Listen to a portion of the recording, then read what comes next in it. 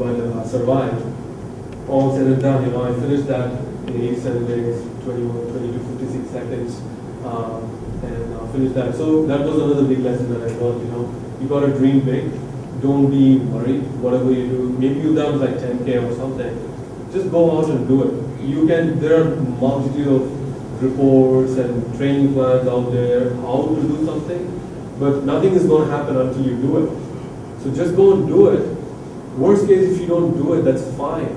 You're going to come home with some lessons that you're going to learn to apply so that you can do better next time. But the key is to try, whatever that happens. And only then you're going to find out what you lack. And if you finish it, you're going to dig so deep to find something about yourself that you never thought existed inside you. So, and doing that, I also started running to explore a lot. If you just press once more. So it's really possible. I was running on a journey run to go on this big mountain, and you wear sandals and you go there, and you encounter a snowy field. You have choice. Either you turn back and go back, or you just going to try and see how far you can really go. So a friend and I were going there, and we hit a big snowy patch. So there I was. You can see how sliding it is, like one step and you go like 1,000 feet straight down. But all I'm saying is whatever you want to do, it's possible. And yeah, it's more like, when I say journey run, it's more like just going there and run because just you can. Appreciating the gratitude. Just think about it for a second. How many people don't have the opportunity to get up from their bed, let alone get up and walk? But here we are having the opportunity to go out, move around without asking for anyone's help. So sometimes it's good to run competitively. Training, it gives a lot of motivation. But sometimes don't take the stress. We live in one of the most beautiful beaches down here. I go sometimes and I have no idea. I'll be doing like a mile in 15 minutes. I'll take my own time, play in the ocean, pick up some seashells, and just run because I can. I can just run free.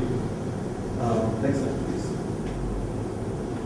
And I also run with a lot of friends, and I kind of mix and match my sport. So that's a sport that I got into. So I was cycling, and it's a pack raft. So I have a raft, entire raft that I can inflate it. So that's inside it. So that's where the paddles are for.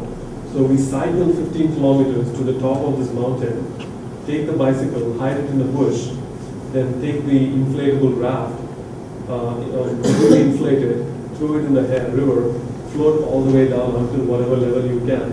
When you can't float anymore, take all the raft, hide it somewhere, and then we started running towards where the car was parked. And then on the way we picked up all this cash. So again, just going outdoor doesn't have to be always a stressful goal kind of thing. You can just go out and run. And yeah, the beautiful scenery. As soon as I walked in, I saw the picture that has on the wall right behind. That's Grand Canyon. And it's humbling. When I just looked at it, I was like, yep, I was just there, running all the way, from one rim we got to the bottom and we came back. Sometimes I carry my fishing pole, super lightweight fishing pole. When I'm tired of running, I just stop, throw my cast, catch some fish, eat some fish, and just keep running. And running with friends is a lot of fun. I'm sure you have a lot of friends that you get going and run with. So next one. So that's a run that we did in New Zealand. And once we get to the summit,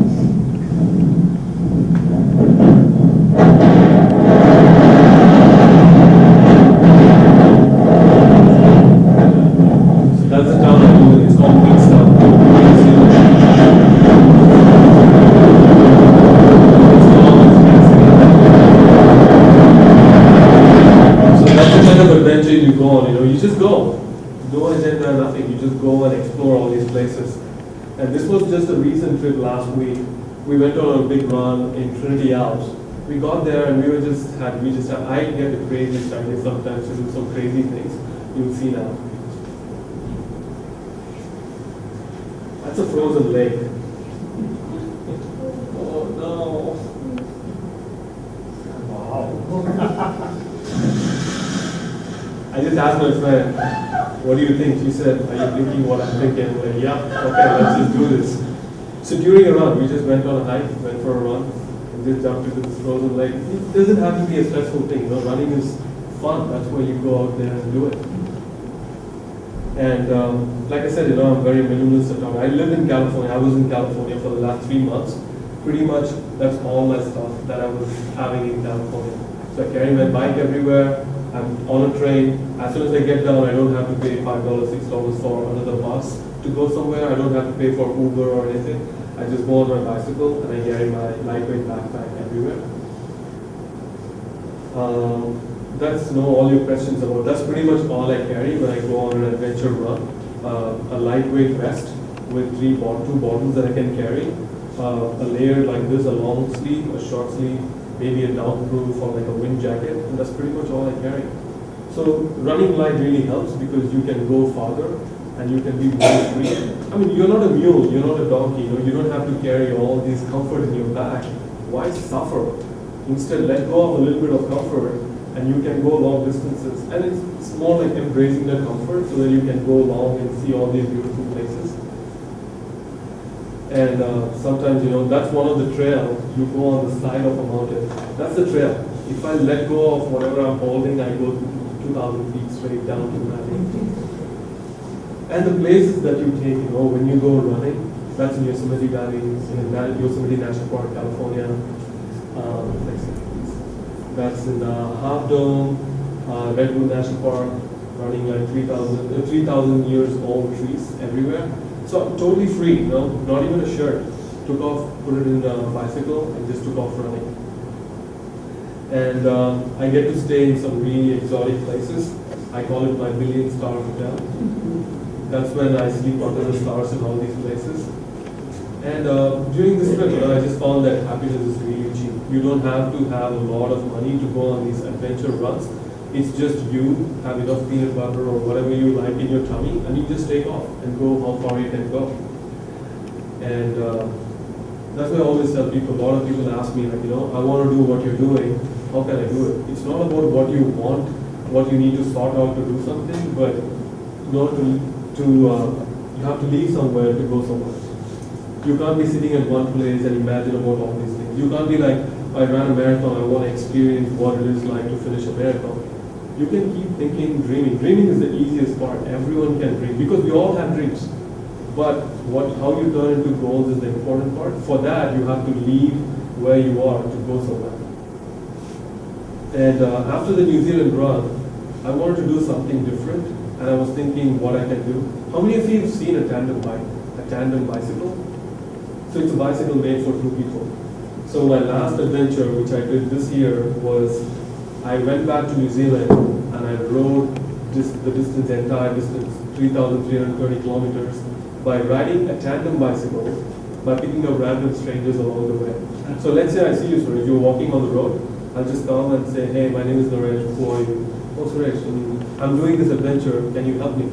And people would be like, so what can I help? I want to help because this is such an important cause. We didn't know human slavery existed. How can I help? I'm like, how about we start by riding a bicycle? The seat is empty, take the seat first, and we'll go. And everyone wants to push their limits in one way or the other, and people would just jump on this bike, and they were starting to help me. So when I started this adventure, I had my doubts. I'm like, who's even going to ride with me, right? A guy looking like me, I had like big beard, I was even more dark. Some days, 4 days past my last shower, and I honestly thought if I'm going to go and ask someone, they're going to call the cops on me. And I'm going like, hey, why don't you come and ride with me? Oh, how about I call someone first? When you won't believe what just happened, you have to give a chance to humanity, faith in humanity. So towards the end, 140 people has me ride the bicycle all the way from the bicycle.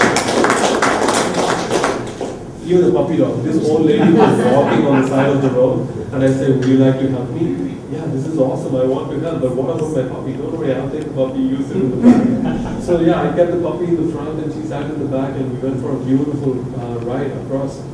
And the next slide, he was just standing on the side of the road, and he was like pretending to be a hitchhiker. I said, like, this hitching is going to be tough. It's not going to be free. You have to earn this lift. So what do? He's like, yeah, let's do it. So I always carried a helmet for my passenger. So I give the helmet, and you see how happy he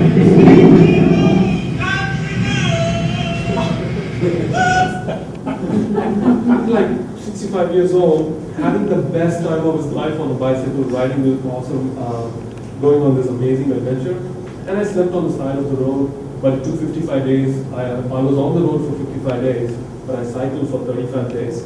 And some days you have no choice. So I would just sleep.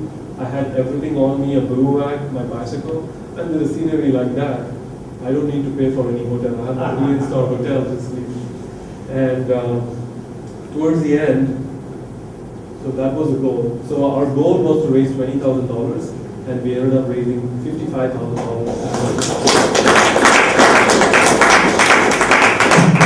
Such a humbling feeling. You can see the whole thing. So as a guy who had his doubts and insecurities, thinking who's even going to ride the bike, this is the map and the signatures of all those people and all that. 140 people. The youngest cyclist was 3 years old. Her name was Holly. Right after her dad rode the bike, she's like, Dad, I want to help him too. Even the child wanted to help. I didn't tell her about sex trafficking. You don't want to traumatize the kid. I just said, she's like, Naresh, what are we raising money for? You know, so that kids like you can eat and play and go to school. And she's like, I have $5. My dad gave this. You keep this, but I want to ride a bicycle. So I put the seat all the way down. She was barely able to touch this pedal, but it's not that she couldn't pedal. It's all that matters is she has a heart to help a kid in Nepal who doesn't have the freedom that this kid has. So even that's not an original map.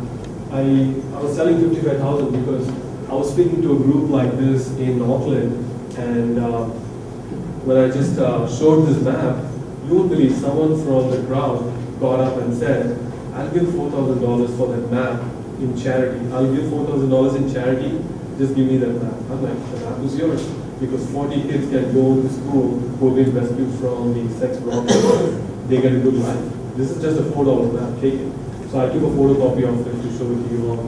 But the whole reason for telling that story is, when you follow your passion and follow your dreams, not only you get to live a fulfilling and a very happy life, a very meaningful and purposeful life, but along the way, because of your passion and dreams and you achieving and accomplishing things, several other people's dreams and goals get accomplished. So in this case, though I was a software engineer working in Palo Alto, there is no way in 35 days I can write a check for $55,000 in charity. No way. But sitting there at the very end, that's the end. There is no more land after that. I ran out of land to pedal. I was sitting there thinking, if I hadn't followed my heart and passion to push my limits, not only that I would have stolen something from myself, but this $55,000 is going to change so many women's and girls' life in Thailand, Cambodia, and Nepal. So following your passion is so important because it has the power to change other people's life as well. So I wouldn't call it like lessons, but these are more like lessons that I learned, that happiness is really cheap. People think you have to spend a lot of money looking for happiness, but it's a simple thing like going up to a mountain and making your own coffee and sitting there, sleeping under the stars, enjoying that billion-star hotel, and challenge yourself. That's the only way you can learn and grow, not by doing something you always do, but pushing your limits. And fear is a good thing. It can always extend yourself beyond what you regard as your natural limit. Use fear as a stimulating factor instead of letting you down. But all said and done, it's all about love. You have to take care of one another without any kind of prejudice. Especially, even you are here supporting this cause. All we are trying to do is rescue people who don't have the very freedom that you and I have. Even a homeless guy you see on the streets in Chennai and everywhere, right? They may not have a home or food, but what they have is freedom. They can just go wherever, roam whatever, do whatever. But these children and women, they can't go. They can't do anything. So we are fighting for the highest form of living, freedom. And in this case, thank you so much for having me over. It's really humbling to be here standing and presenting all these stories. And looking forward for all your support. Will you? Yes. Thank you so much. Sorry, I know we're running out of time. No, I think we're good. Okay. So, slowly, it's going to be definitely a discomforting thing. So, nutrition is a huge part, and it's all about weekly mileage. So let's say you want to run a 10 kilometer in 1 hour, right? So there's a lot of training plans out there, but I wouldn't say advice, but my suggestion is to keep running. When you can't run, you walk. But I've had friends who have tried the 1 minute run, 1 minute walk method, and that really helps in increasing your distance. So if you want to run 10K, what distance do you run usually? A week, how much do you run? Or walk? I run 3 days a week. Okay. I can do about 6 to 8 kilometers. Okay, every day, each day. Yeah. So I would say increase it to 4 days a week, and then maybe 6 kilometers on all these 4 days as you are comfortable. And the next week, increase it by just 10%. The only way you can keep pushing that limit and also get comfortable is by pushing your body, go through that pain and all that breathing and everything. So the only thing is daily mileage. That's how I started running. When I ran my first 2 kilometers in Marina Beach, I thought running a marathon is the most stupidest idea in the whole world. I was gasping for air. I was like, if 2 kilometers hurts like this, how do people run 42 kilometers? And here I am, running like 500, 600 kilometers. But all I did was just run. I would run every day, but alternate days is better. And increasing your mileage slowly. It's going to be hurting, but you just have to keep increasing your mileage on a daily basis. Any breathing technique or something? Actually, no. People say there is a lot of techniques. People ask me what do you eat during your run, what do you drink? I've had some great guys, coaches in my life. They said, stop asking these stupid questions. You eat when you're hungry, you drink when you're thirsty. Just shut up with all this nonsense and keep running. Don't make excuses. You breathe when I'm like, should I breathe through my nose or mouth? And he said something, it's getting recorded. I don't want to say it and get caught. But you breathe however you breathe. But it's about being the comfortable pace. So you want to push your limits, right? You don't want to be too comfortable. Then you're not going to push your limits. So I would say always having the conversation pace. So you can comfortably talk to someone and you keep running. That is the breathing that you want to start with. And slowly you want to increase. And there's also hill training. Find some really bridge and then you jog to the top and then you walk back slowly. That helps with your cardio and your breathing exercises instead of always running super flat, because Chennai is as flat as it can be, right? So there's no hill workout for you. Some days, 100 meters, give it your best. See how fast you can run. Doesn't matter how fast you can run personally. Then you stop at 100 meters and then take a break. Walk back or give 10-minute break and then start doing it again. Maybe 3 repeats, 100 meters 3 times by taking 10-minute break. So all this will help you to become faster, help you breathe better, and also keep pushing your limits. And there's no shame in walking, and it really helps. Set your watch, 2 minutes running, 1 minute walking. Then you can slowly increase it, and you'll be surprised. One day you'll be running the whole 10 kilometers.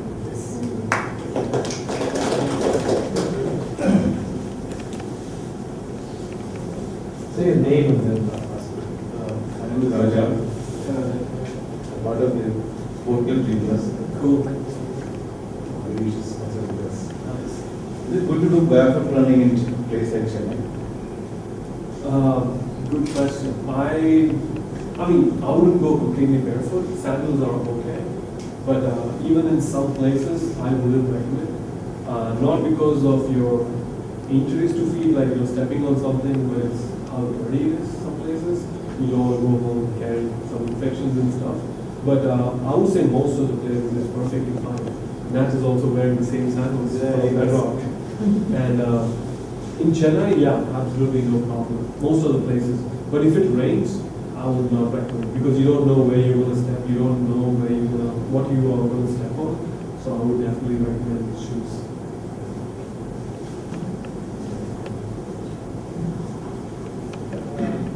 Hi, I'm Abid. So I'm an aspiring runner. So I have a question. Previously I was watching a video about Western States Ultra, where people say you need to be, so a lot of people face psychological issues in their life, and they think and they just, this is it, I'm going to run, and I'm going to vent out my all the fears and all these things in a run and like going to experience this. I'm more interested in your personal thing about relationships and attachments. So did you face any such thing in your life, or how do you deal with relationships and attachments at this point? I would love to answer. I think we'll have to turn off the camera for that. Well, so true. I mean, running is more of a spiritual experience for me. And I hit rock bottom at one point in my life. Met with a crazy accident, and I was going through a bad breakup at one point. And it really took the best part out of me. And there was one point that was the most rock bottom I've ever hit in my whole life, where I was starting to question a lot of things about myself. I had no confidence. Everything I was at that point of time was away. And I needed something to vent it out. And I think it was more the anger at, I would say, on God, saying like, why did you let this happen? Why me? I was kind of victimizing myself. And what started as a slow run into the trails just to figure out answers. I've never figured out that answer, but at least I know what happened has happened. But it helped me find something that I never thought existed. So running from 50 kilometers to 100 miles.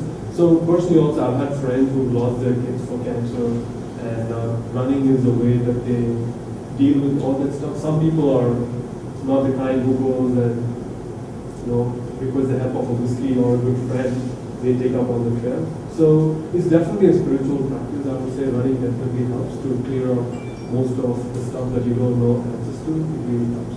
So yeah, that's one of the biggest reasons why I went to Australia to all these